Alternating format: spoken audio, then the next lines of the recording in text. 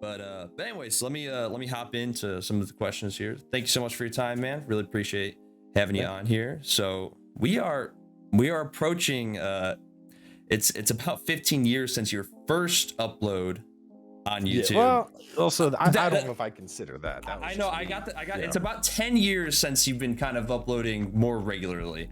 Yeah. The 15 years was just the first, thing, and then there was a gap.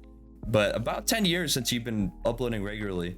Just kind of looking back on those past 10 years, have there been any, highlight or two that have been really kind of urged you on and keeping up with YouTube, or anything that was, most monumental moments for you in your content creator journey? I mean, I think the my first real foray into Dark Souls was obviously one of the bigger things, just because there's a very distinct community with the Souls likes. Like I remember when I first started, I had coming off of other RPGs, the idea is, make your guy as strong as possible. And I brought that same mindset into Dark Souls 2. And that was very shunned upon by the community. So kind of figuring out that community and how people played and what they, like what a meta was, and how, the unspoken rules, if you will. I think that kind of shaped where I was content wise. And then I think as things moved forward and I continued making content, like especially when I was younger, I used to do I would do drunk through streams and like drinking every Friday and stuff like that. And once you get older, it hits different. You can't, the idea of going through like a case of beer on a Friday night just makes me shudder now. So those Uh, obviously ended up getting kind of dropped out the rotation as I got older. But at the same time, I think my content in general also kind of matured. I started, as opposed to back in the day where everything is just a gameplay walkthrough, and you just, that's what's going to get clicks. Gameplay walkthrough. That is the, Google trend. That's the highest hitting. And I kind of shifted away from that and started making this is an actual let's play and this is an actual walkthrough. And so now if I call something a walkthrough, like this is, it's like the walkthrough that we had when we were kids growing up. Like if you got stuck in a game and you went Right. up to GameStop or Walmart and looked in the actual walkthrough guide to figure out how to get past it. I wanted to make that term synonymous with an actual guided experience once again. And so I think that is probably the biggest thing that I think has kind of shifted my content in the direction that it is that differentiation between like, hey, I can still do let's play content and things that are more casual and fun, but at the same time, if I'm going to go out of my way and make a proper guide, I'm going to really make sure that guide like hits home. Right. Well, you are definitely expanding your kind of genre of games that you're going at. You play a lot, and one of the questions that I'd like to kind of ask is, over the years when it comes to trying out different games and remaining consistent with your, upload schedule and whatnot, what have you found is kind of, whether it's your, I don't know, it's a strategy or discipline, but what have you found to be the way to get yourself to always get the videos out? Everyone has good days, everyone has bad days. Sometimes you feel like playing, sometimes you don't feel like playing, and then if you don't feel like it, you definitely don't feel like playing, and then editing and then uploading it. So what would you say is your formula for getting all that done on a consistent basis? So that I first and foremost 100% agree. Like the worst thing from a content creator perspective, I feel like the worst thing you can try to do is make content of either A, something you're not enjoying, or B, when you're just in a bad mood and you're not vibing with the game. Like if you're playing something and you're getting frustrated, that's immediately going to come across to your audience. Even if you don't think you're showing it, and I don't know. Personally, I can't, if I'm watching a video and someone's like real frustrated and upset, like I'm just like, it's not for me. I don't want to see this, and yeah, there is a market out there for like rage content, but that is a very small percentage of the general worldwide viewer base. My general approach, and given this is changing now that so for the last 10 years with the channel, I've also had my day job that recently they agreed to let me go down to part-time while keeping all of my benefits, which is fantastic because now I have way more hours for content production. But my schedule with that was mostly sacrificing weekends. You know, Right. it's Saturday and we don't have plans. I'm up at 9 and I'm going to be banging out episodes until about 4 p.m. that day, 4 p.m., 5 p.m.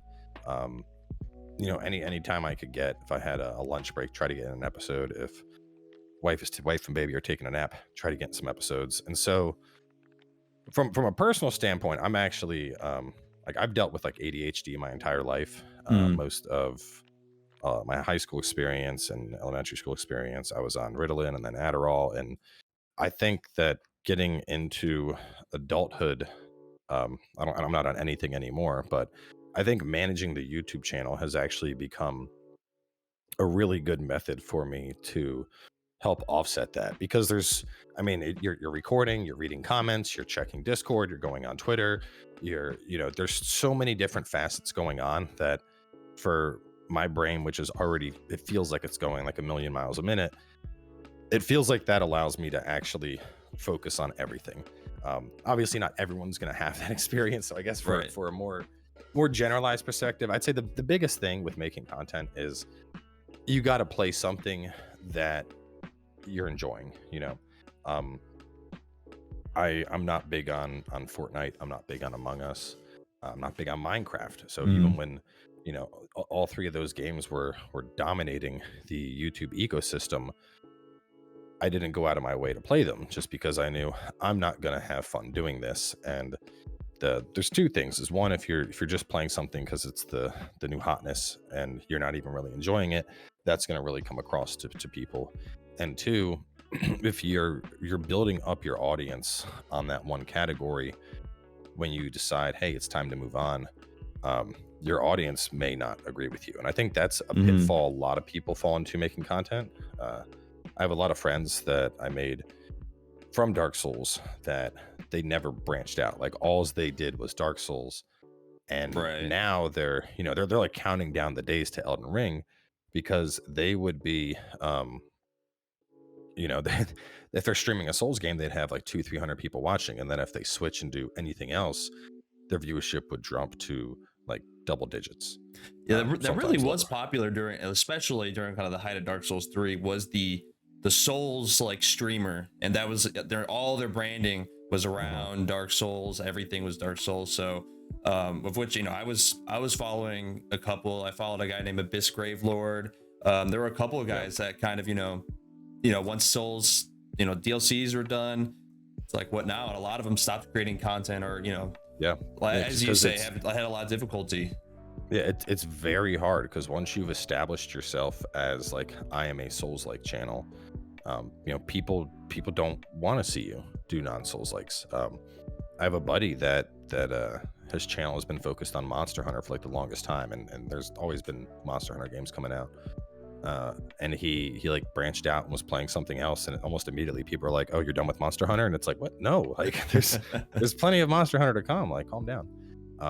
So yeah, I think variety is good. Variety is the spice of life. Even if you're not playing every single release that comes out, even just having like 3 or 4 solid games that you can go back and forth between and bounce around, I think that is going to be really healthy for any channel, because you want to diversify your audience, because you never know. Like, I guess a good example is Heroes of the Storm. I had so much fun playing Heroes of the Storm back when it was out, and then and given I wasn't a pro player or anything, but there were quite a few people that were going pro, and then one day Blizzard was just like, so yeah, we're done supporting this. Sorry about that game we like, made. Yeah, about that game, we don't care anymore. Like, I was just like, oh well, that sucks, but I didn't have a super heavy investment in it, so it was fine. But I mean, there's people that they were in like esports things at college playing Heroes of the Storm, and it's like, well, that's gone. Yeah. Like, what do you do? So diversification of content is always going to be beneficial, regardless of what you're doing.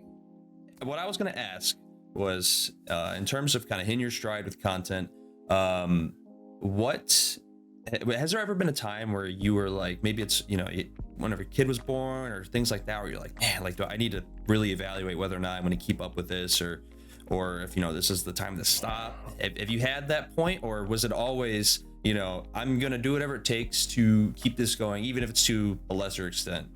So not that. Actually, I had the opposite. 2 years ago, before we were having the baby, I actually took a 3 month sabbatical from work just to try full time content creation and see if I wanted to make that jump. Hmm. Um, and at the time, I just found myself like I don't know, maybe it's because of how abrupt it was, but I found myself enjoying it less. I don't know if it's Mm. because at that time I was like, all right, this is it, this is the paycheck. Like I think when I was looking at it from strictly like, this is now my living, I think that made me enjoy it less because I felt, you know, I need to make this content no matter what. I have to get this out and get these views and build this base. Um, Right. and that just so I went back to the job. I had time off obviously for the baby, and now the transition to more time with content creation and then part time with the day job. That to me, at least, that has felt like a really good split so far because I don't, I still have the career to fall back on. I actually, but outside of YouTube, I have a master's degree in systems engineering. So I come from a very strong scientific mechanical background. So, maintaining the day job, I can always fall back on that experience if I need to. But Hmm. as long as the channel's thriving, and especially now, I feel like we're hitting, like right now, February is looking to be very intense. We Yeah. got, Oh yeah. Dying Light, Horizon, Elden Ring. I think Sifu comes out that month as well. Like it is going to be a rough month of content. So having that extra time to make videos is definitely going to help. Um, I will say it's hard to find your stride. I think part of the thing is when I first started off, the one of the first things I really did were like legendary guides for Borderlands. And I figured, everyone that's playing Borderlands wants to know the legendaries. They want to know what are the Hmm. weapons, what are the grenades. So I started with that, and then I very quickly transitioned into more of like that gameplay walkthrough type thing. Because that's, to me at least, I saw that and I said, okay, well, this is longevity. um so Assassin's Creed 3 and Far Cry 3 and Dead Space 3 and Crisis 3, and there's a lot of Hmm. threes that year, interestingly enough. um but for a while it was just like just kind of starting out. um I was just playing new games that came out and playing stuff that I enjoyed, and it was all right, but I think Souls is really where I kind of found my niche, if you will. It's where I found something like I really enjoy playing this. And then um in addition to that, I think, let me see when it was. I have my playlists up on the screen. I'm trying to scroll back and find it. Okay. Okay. Um but probably about 2 years ago or so, I started getting more into like Metroidvanias. Um and I think that's been like the second half of the coin, because to me a Okay. lot of them are fast paced, high difficulty and challenging, and you know they're not all of them are Souls likes, but they're kind of like the Souls likes of the 2D world. Metroidvanias are Right. very very challenging games for the most part. So I've been able to embrace those on the channel, and I think that the audience that I built from Souls games has also embraced those games. And so, you know when you consider both of those, either Souls like or Metroidvania, like there's always one going on. So that has given me kind of a steady stream of content to pursue. And on top of that, it lets me tap into both like that AAA sphere, is also that indie sphere. Hmm.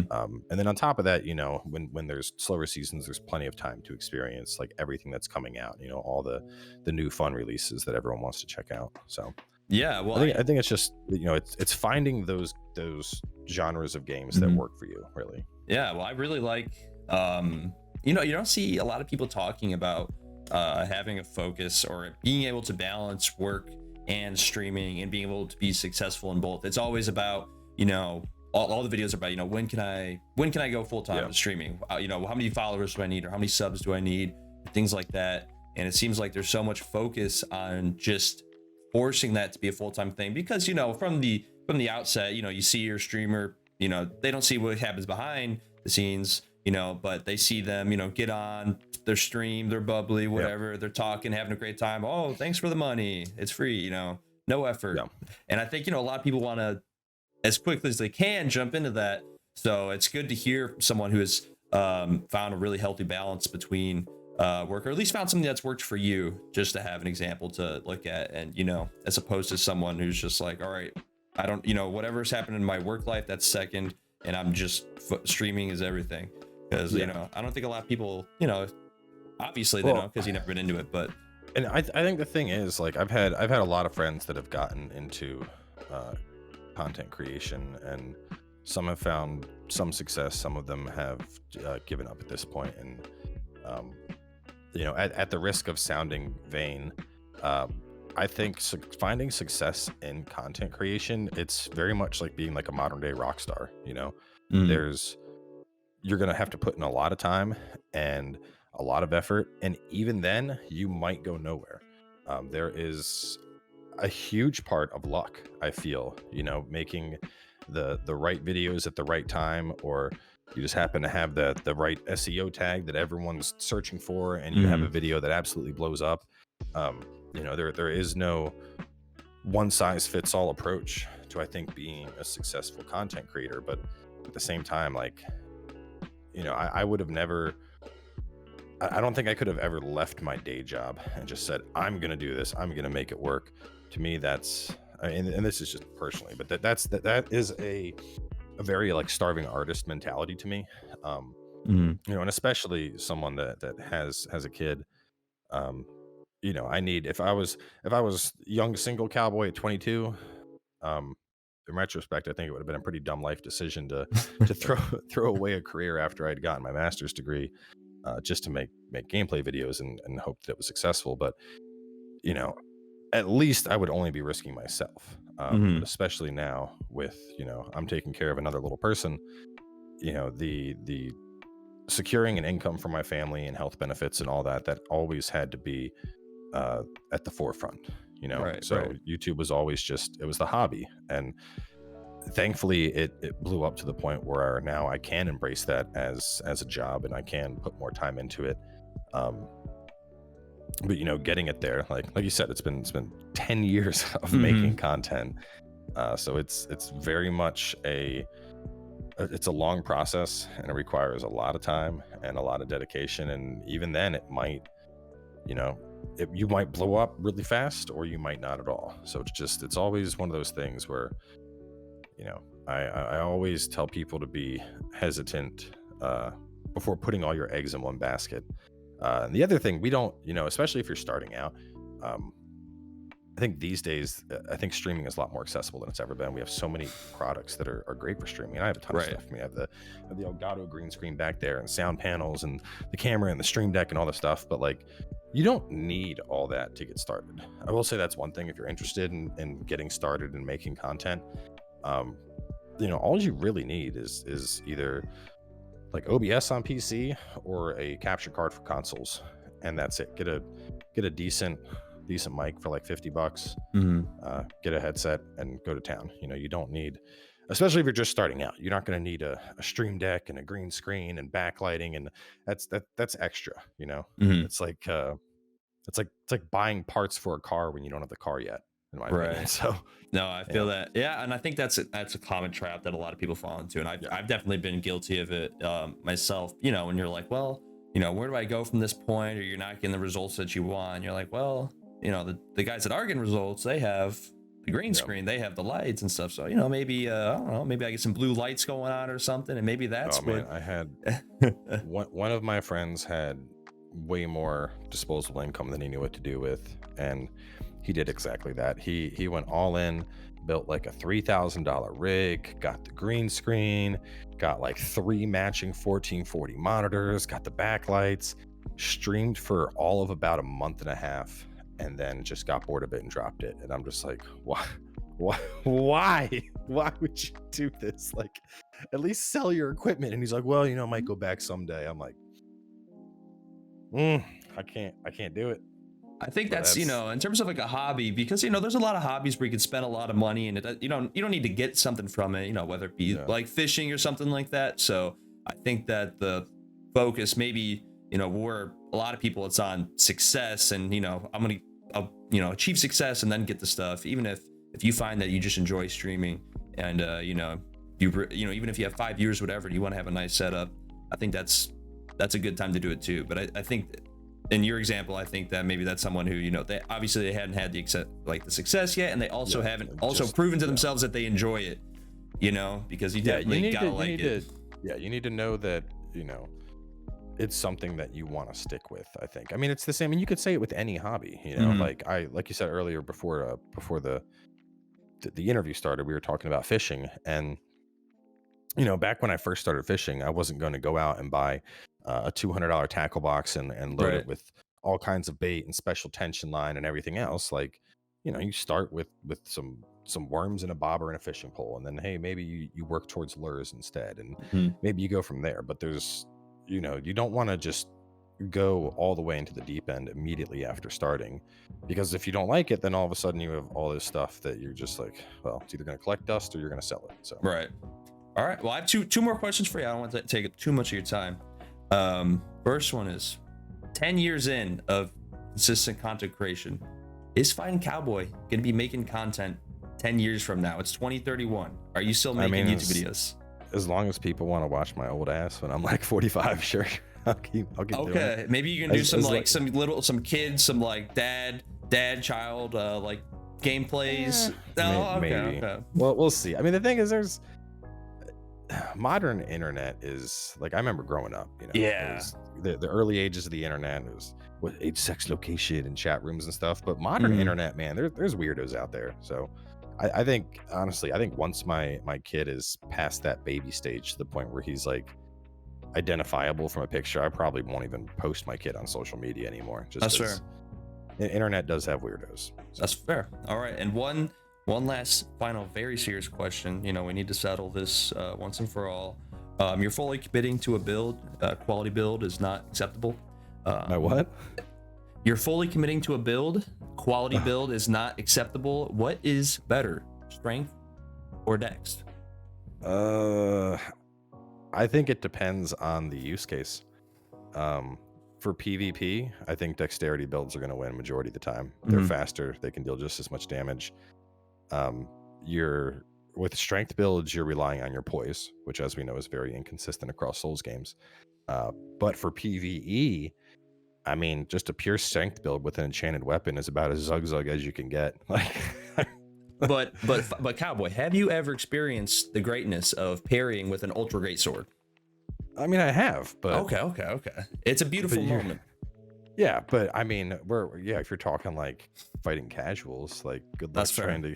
That's fair. Somebody that's invading because they want to evade, they're not going to let you just parry and swap to a great sword.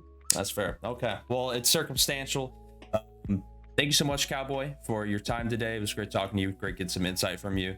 Definitely a unique streamer, unique content creator, and excited to see where you go in the coming years. Appreciate you having me on.